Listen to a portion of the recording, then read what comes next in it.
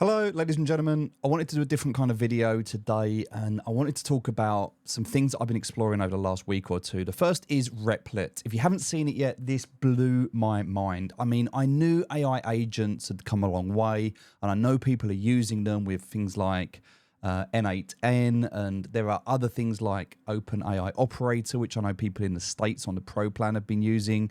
But I haven't really seen many good use cases for AI agents outside of Cursor, which a lot of people use if coders understand Cursor and that they've been playing with those tools. But the general public don't really have it at the moment, or they haven't for a while. Now, Replit's been around since about 2015, but they've really blown up recently, and it's a phenomenal site. And I'm not here to talk about it. I'm just showing you that Replit.com. I'm going to talk about kind of what it is we've built and what's happened. So this last week, I've been using it, as you can see here, to build out an entire system for me. And just to give you an idea of what we've built here, this is for my partner. This is going to be a tool that's going to help her. So for example, because she works with ethical and sustainable fashion, you're going to be able to come into this dashboard, and there's a whole, if I just go back to like the main page here, it's going to be a directory. Now, this already exists. There is actually a website for this already, but this is like the new version of it. And we had quotes, anything from sort of 6 to 12 weeks to build this, and anything from kind of £3,000 to £5,000 to build this. So what I'm showing you now is what's possible. So this whole thing is working. Everything works. And if I go into the dashboard and we go into brand submission, let's say I want to add a new brand. I can go ahead and I can sort of just type in a brand. So I'm going to use an example brand here. I can add this brand. Okay, that's now been successfully submitted. It's in the database. It also now means that this brand is going to be available in the brand submissions, right? But there's no data here. There's nothing about it at the moment. So all of this is empty, but we've got this scoring criteria in how we're going to score the brand. And again, all of this is hooked up and working. So what is really cool is you could go and manually, and in the past, this is what we would do. We would manually do this. Now, however, what we've built just in the last couple of days is the ability, if I press this button, it opens up the AI research. So what that looks like here, you can see AI research. The first thing it's going to do, step one, is go for the basic information. So I click start research. That is going to use the AI agents using Perplexity. It's going to go and scrape the website, pick up all the information. It's going to tell me how much it just cost to do that. Now, again, this is not a template. This is all built from prompts, okay? But it's gone and picked up all of that information, told us what it's done, and it's filled that information in here, so we can now see that information within this area. So it's picked up their social media links and things like that. Now we're going to start doing part of this scoring criteria. So, for example, we've got the people pillar. So we're going to do some research on that. And it's going to look into things like fair wages, supply chain ethics, animal welfare, diversity, and inclusion. And not only is it going to score this brand, but it's also going to tell us what it's done on this for scoring them. So here it can say nothing was found on the website around these areas, which is why it got a 1 out of 3. All right, so let's go and have a look at the planet pillar and see if there's anything on the website around the planet pillar. All right, so this one, yep, sustainable, yep. Our Marina wool is a certified pure new wool, and it meets the tech standards. Okay, so it's picked all this up. We offer a new option for prepaid returns. If you we also process a return on exchange at any store for free within 14 days.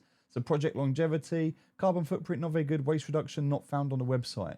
So this is not set in stone, but it's a guide to kind of give you an idea and take a lot of the heavy hitting out of this research. Now this will obviously go through a manual review, but it just shows you how by doing this, we can get all of this information. So here we go, B Corp certified, found on multiple pages, and it even gives references as to where it was found. So it gives URL feedback as well.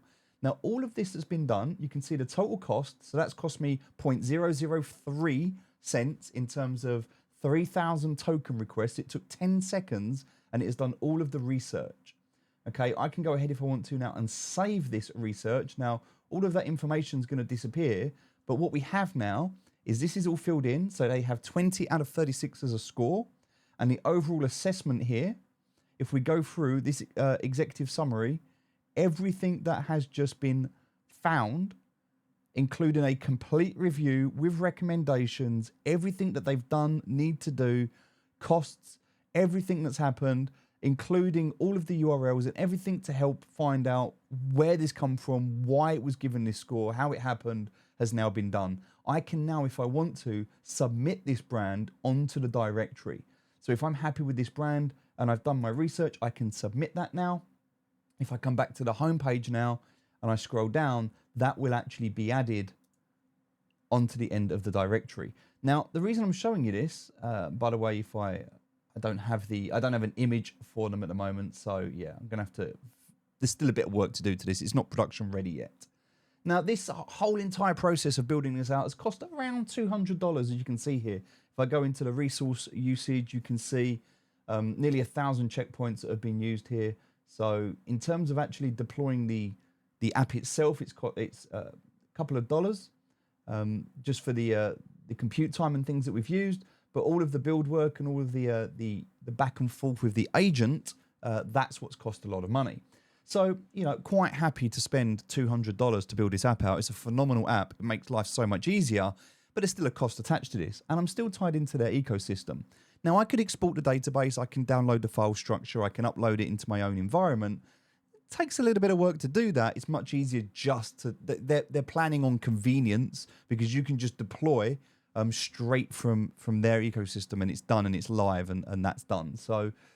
I love this. I think this is an incredible concept. But what really got me thinking is, well, hold on. What if I built some architecture or an AI agent framework that allowed me to not only have one specific agent, but multiple different agents? And what if those agents could talk to each other? And what if they could hold each other accountable? So what if we could get like an agent like Claude, for example, and it could have a conversation with OpenAI and they could hold each other accountable so that the agents could start reflecting on what they're doing, talk to each other and improve and kind of take you out of that equation. I found that with a lot of vibe coding and a lot of the work that people are doing at the moment, there's a lot of lazy prompting and a lot of people that are just like, oh, give me this, I want this. And they're not really giving the detail. Now, there's some other people that are going really meticulous in the prompting.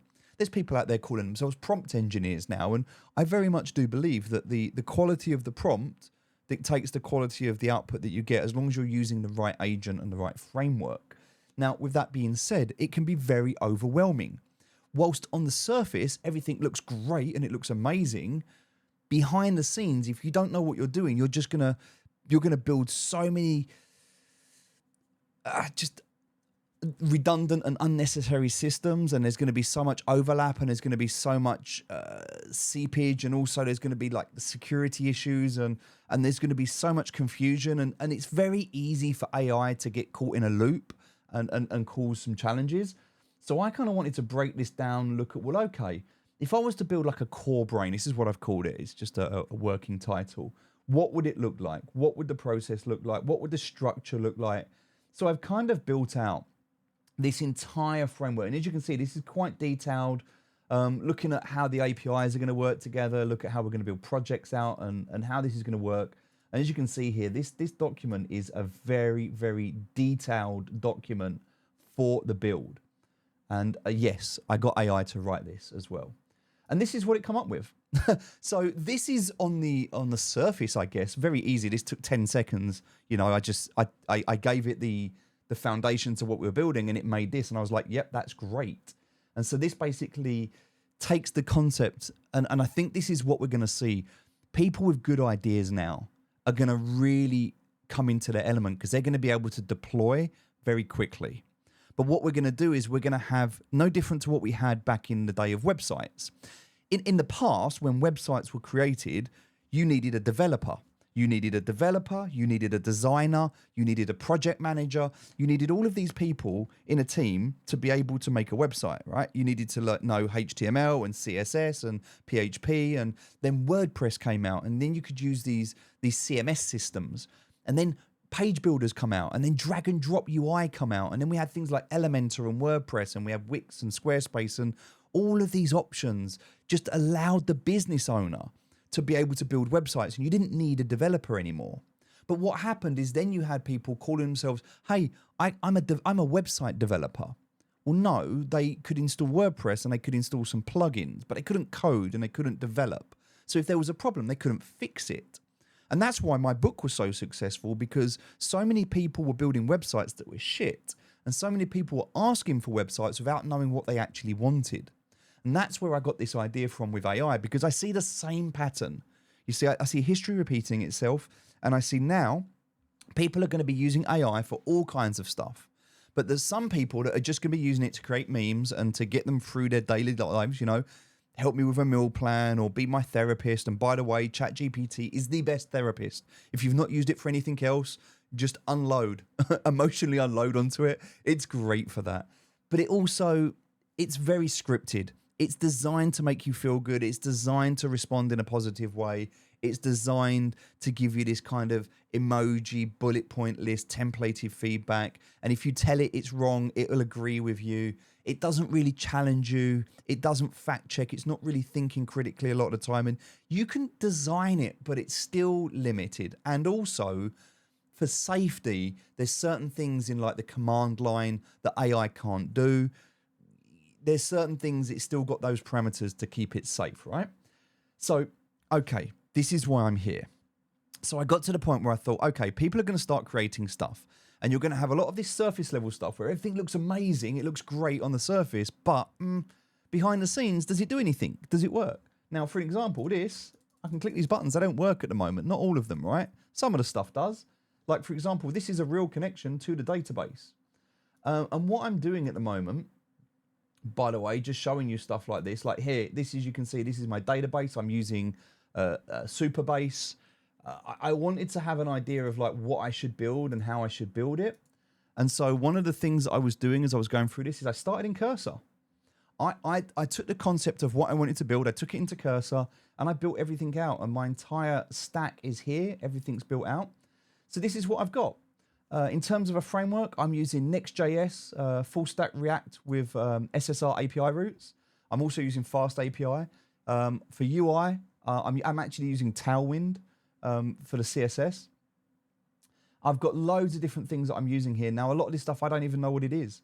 I'm using Supabase for auth and for real time. I've got PostgreSDB, which has got my auth, my storage, my functions, everything's working within there through Supabase. I've got my agent API bridge. My database is in there. I've got a vector search, which is PG. I've also got object storage as well as file storage with a database. There's so much stuff going on here. Now, you might look at this and go, wow, this is crazy. I'm also using Ubuntu because I didn't want to use Windows. Now, even though I'm on a Windows machine, as you can see in Cursor, I'm actually connected to Ubuntu. And the reason I'm doing this is because I'm using a system called Docker.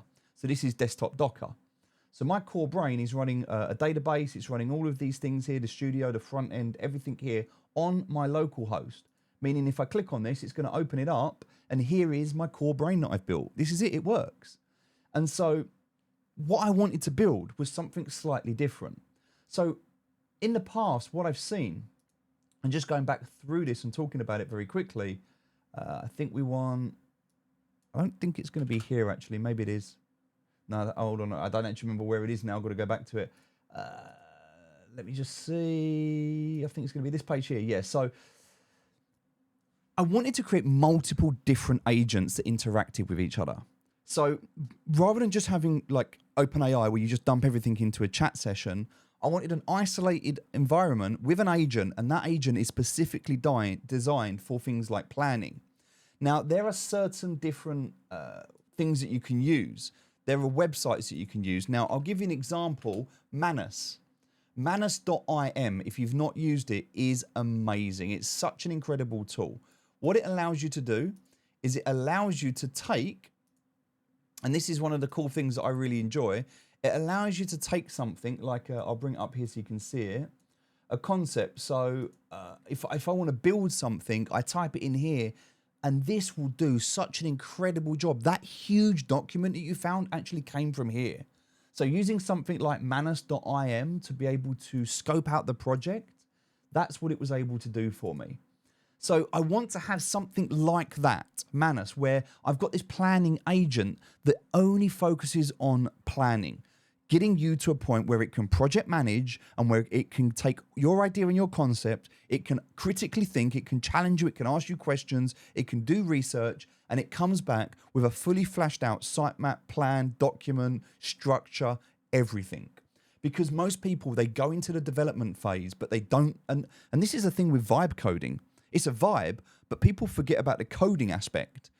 To code, and this is why I've really enjoyed the work I've been doing in Unreal Engine, building this game, because it's allowed me to look at things like state management. It's allowed me to look at things like variables. It's allowed me to look at things like interactions, and API calls is a great example of, well, how do things actually talk to each other? You know, if you've got business owners and specifically business owners that you'll all know this, if you're an entrepreneur, you know, you've got WordPress that needs to talk to your CRM, and whatever CRM you're using needs to be able to talk to your autoresponder, and whatever autoresponder you're talking to needs to talk to. And so now you've got all of these different systems that, you know, and there are systems that do everything together, but ultimately they're frameworks and they're limited and you're tied in, and whether you're using ClickFunnels or GoHighRise or whatever it might be, whatever. There's so many systems. And so a very, very good friend of mine, Jack, is actually building a system at the moment which allows you to have everything in one dashboard. And these are all of the concepts that I found at the moment, which I think are phenomenal. Like being able to build this stuff out just so quickly and so effectively, I think is really, really amazing. And Echo Dash is another example. So this is my friend Jack's building this at the moment. Echo Dash it allows you to see everything in one place. So it's like one dashboard, completely AI driven, and it pulls everything in so you can see everything in one place, right? And so I really love the concept of what's happening. And I think we're moving. I think we're moving right now away from, in the past, if you needed something, you'd have to buy an app. So on your phone, and I think this is where phones are going to change. I don't think in the future we're going to be buying apps for our phone. I think what we're going to do is we're going to have an agent baked into our phone, a bit like the voice prompt on ChatGPT, where you'll just say, hey, Bill, I want to track my calories, and I want to make sure I'm drinking enough water, and I want to get a push notification every day to make sure I've done it. I need to be able to track it. I need you to make sure that I'm doing this, and then I need you to look at my weight and my health and make sure that my body, I'm going to upload my blood tests, blah, blah, blah, blah, blah. And I want you to create a well-being app that manages everything for me. I've got a Fitbit, so I want you to sync my data from my Fitbit to this app, and I want you to track everything and give me a dashboard. And you'll do that in a prompt. And the app or on your phone will then go away and go, and it will build it, and then you'll have an app on your phone. So no more buying subscriptions, no more connecting things, no more going in. I think the app market is going to die. I think it's going to die because this is going to take over completely. And I think within the next year, we're going to see apps just become worthless overnight. This is going to happen to a lot of industries, by the way. And so we've already got the ability to do this. You can code and deploy apps that can do anything right now. The reason I've shown you what I've shown you this morning is this is just a couple of days, a couple of prompts, and a couple of $100, and look what I've done. All right, so now we've got this. So what this core brain is going to look like is you go for your planning phase, then you go into the building phase and you develop it. Then you have to understand security. There are so many people that are going to get wrecked because people who are smart are going to exploit the systems because people don't know how to build them. And so because they're not going to be considering their security, and by the way, nobody cares about their security until after they've been hacked. People value convenience over security. And if you don't believe me, look at your apps on your phone right now. Do you know who built them? Do you know what they do with your data? Do you know how those apps work? No, you just trust them. And we trust and we believe in the marketplace that they're looking after us. But ultimately, your security, and I've learned this through crypto, is your responsibility.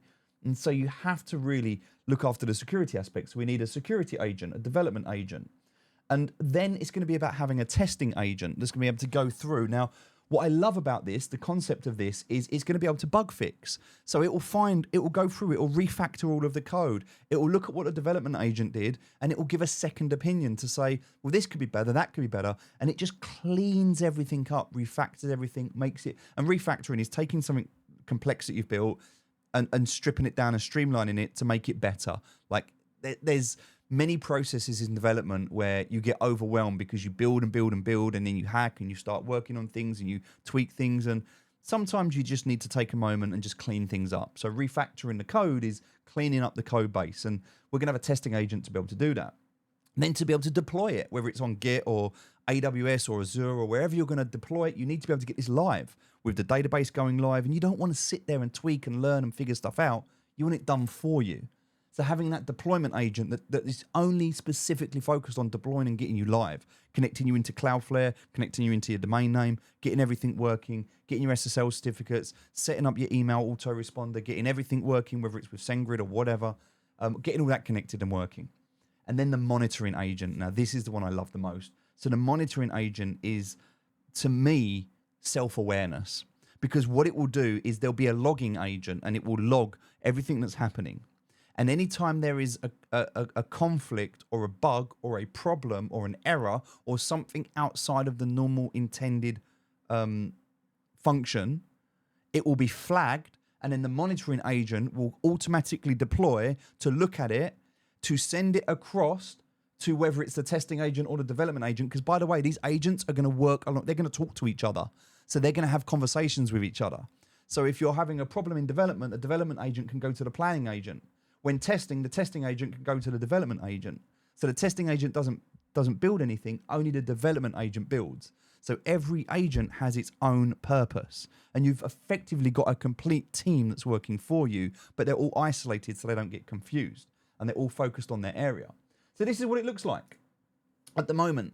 So first thing you do is you come up to the top here, you just click on create a new project. So these are just some of the demo projects that I've been working on. You need to give it a name. So I'm just going to call this YouTube project. Okay, give it a description, give it a nice little icon, whatever at the moment. It doesn't matter. Is it a blank? Am I going to be using a template? What tech stack am I going to be using? Once I'm done, create the project. And now you'll see this is now in my drop down here. So what this has just done behind the scenes is it's just created a new instance, a new container in Docker. Everything's going to be in here. So if I go into the React project and I'm looking at my conversations, these conversations are different to these ones. If I go in here, it won't remember anything. So it's isolated. So the idea here, and then I need to look at, well, what agent am I using? Am I in the planning stage? Am I in the building stage? Am I in the testing stage? And I can choose the different agents that I'm using. So this is now using, for example, if I'm here, I'm in the building stage, I'm using the building agent. I can also say I want to use Claude. Okay, or if I want to, I can connect this up. So now I'm going to be using ChatGPT. I'm connecting to the API on OpenAI instead. So depending on what agent I want, and there's going to be more options. I've even got some local, some self-hosted options, but there's going to be lots of different options. Every time you use this, it's going to have a cost. It's going to tell you exactly how much it's costing you. So you know exactly, because you're always going to have compute power for the API calls. So some of the more complex stuff. So what will happen is you'll use the base stuff automatically. And if you get to something where it gets stuck in a loop and it's like, hey, I'm trying to figure this out. I'm having a look. I'm not quite sure what I'm doing. I think we need to consult someone else. Let me up to the next level. And then it will gradually use a better and better agent until it gets to the point. So the low level, boring, easy stuff can be done for free. And the more complex stuff is going to use stuff like, well, whatever. The latest version of Claude will be like Claude Floor, whether it's Sonnet or whether it's going to be, you know, Opus or whatever it's going to be. So yeah, it does that. And so there, you just sit in here, you type what you want it to do. You have a conversation in this main screen. And I think that this is going to be something very valuable. I've been using this behind the scenes at the moment just to be able to build everything. And yeah, I'm really excited. Like the whole purpose of this video right now is don't sleep on this. This is the biggest thing I've seen since the internet was created. We saw mobile phones. When mobile phones came out, they evolved so quickly and they changed the world. When the internet came out, it evolved so quickly and it changed the world. And what we've seen with social media, with mobile phones, with the internet, is we have seen through this digital revolution. So we went through the Industrial Revolution, we went through like the Stone Age, we went through the Iron Age, we went through the Bronze Age and everything. We went into the Industrial Revolution, we went into the now the digital revolution. We're about to embark in the crypto revolution. That's coming. We're going into quantum computing, we're going into crypto. That is on, like, once we filter out a lot of the bad actors and the bullshit and the casino elements of gambling through meme coins and all of the rug balls and the trash, once that's flushed out and the money's not the same, because at the moment it's incredibly volatile. There's great money to be made there, but great money to be lost as well. Once it calms down and the foundation of crypto with AI, everything's going to change. The whole world is going to change, and you're not going to be able to, like your parents who will look at you and say, well, you need to get a job and you need to get a career. No, I do not believe in typical traditional education anymore. I do believe in society education. I do believe in mental education, like mental and emotional well-being. And I do believe that it's important to have a trade. Like if you want to be a craftsman, if you want to be a plumber or a woodworker or a mechanic, great. They're incredible trades and they're going to be valuable. But computers already do a lot of that stuff. Robotic arms are going to start flipping burgers in McDonald's. A lot of the tech jobs we're already seeing. We're already seeing the CEOs of big tech companies that are pushing towards AI. We're seeing people laid off. Middle management's now worthless. We're going to see things like bookkeepers won't exist anymore because you won't need them. You'll just upload your crypto wallet and the ledger will tell you what you owe in tax and it will take it automatically. And all of this stuff is going to be changing the way the world works. And so what you typically do to earn money needs to change. Now, in the UK, they've been testing systems like universal basic income, where you'll get paid regardless whether you've got a job or not. Now, I believe, my opinion is that that's important because the government needs you to be reliant on it. It's the same with a pharmaceutical company. A pharmaceutical company doesn't want you to die, but it also doesn't want you to be healthy. Because if you're dead or healthy, you're not valuable to a pharmaceutical company, right? That's just facts. That's just common sense, right? So in order for you to be valuable to a pharmaceutical company, you need to be reliant on drugs, which is why so many people take drugs to mask the symptoms of things. Now, what happens is that when you become reliant, they can dictate to you how things work. The government's the same. The government is supposed to be there to support you and to look after its citizens. However, the government has got to a point where it's got so corrupt, and we're starting to see this unfold now with what Trump and Elon are doing. We're starting to see this in the UK and in the US. We've known it for a long time, but now we're really starting to see it, and they're starting to actually look for the corruption. So what we're seeing now is a lot of this money that's getting wasted and spent. We're seeing all this money going on wars and other things that, we're seeing all this like government spending and banker bonuses, and there's enough money to go around, so we don't have to be grinding for a job. But the reason we do that, the reason we have to grind for a job is, one, it's a distraction. It stops us getting in trouble, because if we don't have something to distract ourselves, we either self-sabotage and destroy ourselves or destroy other people. So as a way to keep us subdued, gaming, entertainment, fast food, get so fat and unhealthy that you're reliant on the pharmaceutical company and you're not going to do anything. So that's why people like Andrew Tate, whilst I don't agree with his business model, I think it's a Ponzi and I'm not keen on his past and stuff he's done, his message resonates. And the reason it resonates with so many people is because there is that kind of warrior mindset, right? Strong men make good times make weak men make bad times make strong men. It's like that whole cycle repeats itself. And so we're in that stage right now where we've got everything we want at our fingertips, and yet we still don't use it. Why?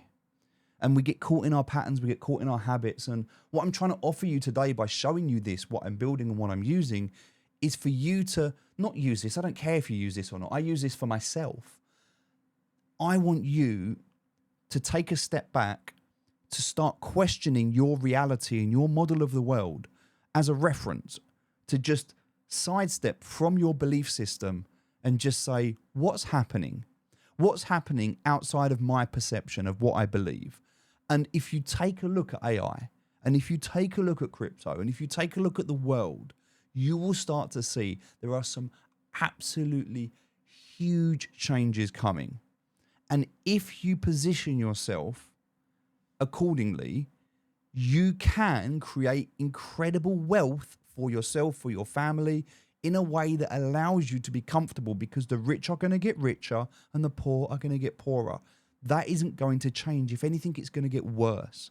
And so the one thing that you can do right now to protect yourself and your family is to generate assets.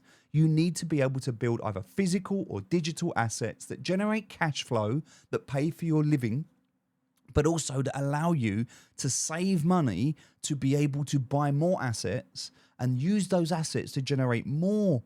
Like, I'll give you an example. Nobody ever won Monopoly by going past Go and collecting £200. You have to buy houses, you have to buy properties, you have to buy hotels. You need assets because it's those assets that pay you the rent that gets you paid so that you can buy more assets. That's how you win in Monopoly. There's a really good game called Cash Flow by a guy called Robert Kiyosaki. Robert Kiyosaki created this game called, he's the author of Rich Dad, Poor Dad, created a game called Cash Flow. Very, very good game, worth looking at. Teaches you how to escape the rat race. AI right now gives you the ability to escape the rat race. The reason I'm doing this video right now, I don't want anything from you. I'm trying to give you that thought in your head that allows you to go and research this for yourself. Look at Replit. Look at all of the AI systems out there. Start researching this and start using it.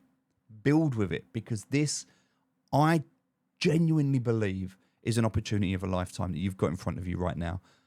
Don't waste it. Don't waste it. You don't have to be smart. I'm not smart. I can do this. If I can do this, if I can build this, you can too. Let me know what you think in the comments. Anyway, that's enough for today. Thanks for watching. I'll speak to you soon. Take care. Bye-bye.